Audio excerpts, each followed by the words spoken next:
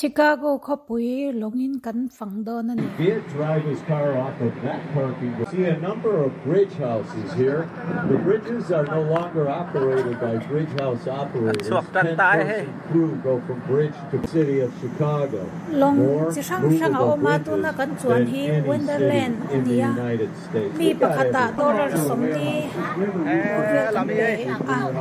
Taka khatle achan be chongdon ani mase kalam le holam nen chuan tar kar thum ani don ani 300 North LaSalle is a platinum certified in Chicago.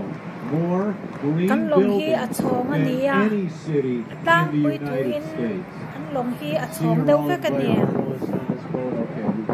an noya doro ma thil chu a to khop mai lai hi so ko so aron hom lam ani The Chicago Merchandise Mart was the largest commercial building in the world when built in 1931. It sits on 2 city blocks. It has 4.25 million square feet, 8 miles of corridor, 500 showrooms, train stations, F.W. Williams, Montgomery Ward, Marshall Field, and others. Looking at the building, it's residential. Wolf Point is where Chicago got its roots, our first hotel and tavern. How do we get our name? Well, when the Native Americans came traveling through here, this was marshland filled with onion plants, and in their native language, they said it smelled like Chiquagua, or smelly onions. Chiquagua, we are named to smelly onions. Brilliant. River Point sits at the point of the main north-south branches. The tenants here, the office tenants, incredible views down the main branch of the Chicago River. Hey, here's the L train. The L makes a loop around our downtown center, and that's how our downtown gets nicknamed the Chicago Loop. July ni so pakwa anya khodum wang lai ta kan ni Long time. Nobody hey Putrama building sang ra I think our downtown center is incredible, but this city truly is a city of neighborhoods. Every neighborhood in Chicago has its own little vibe, shops, bars, restaurants. Get a chance, check out our neighborhood. Some of the best food you can eat here. The most authentic food is in our neighborhoods.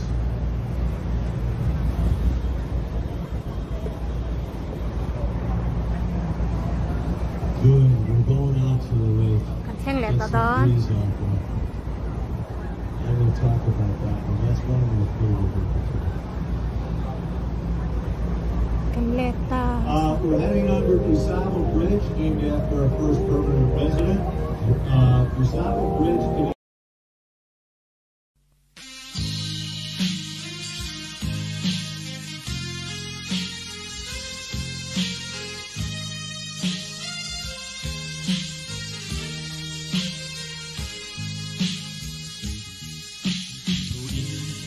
Piano kan tlang ram moi chu iting mit ngei mu ve la ka ti le ku sul du par moi tin hul na ifan ngai lo ram lung tin ten ka pam pui nam se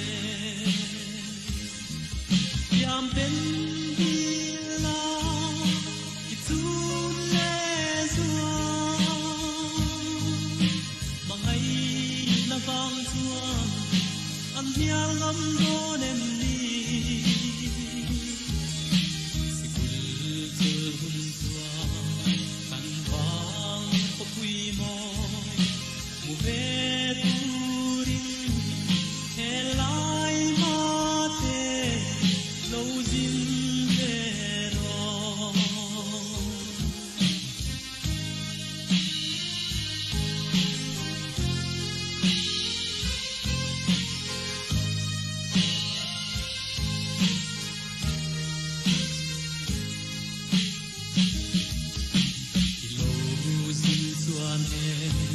kan vang kho bom tu nau bang par moi ber kathia che anga ilung tang moi le i ber that vang hia kathian hui te pon an em du don em te asin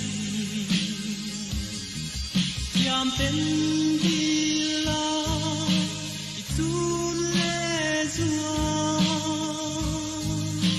mangai na vang zuan an hiang ngam don em ni sikul thul zuan kan vang ko pui moi mu ve turin he lai ma te lo zin ve ro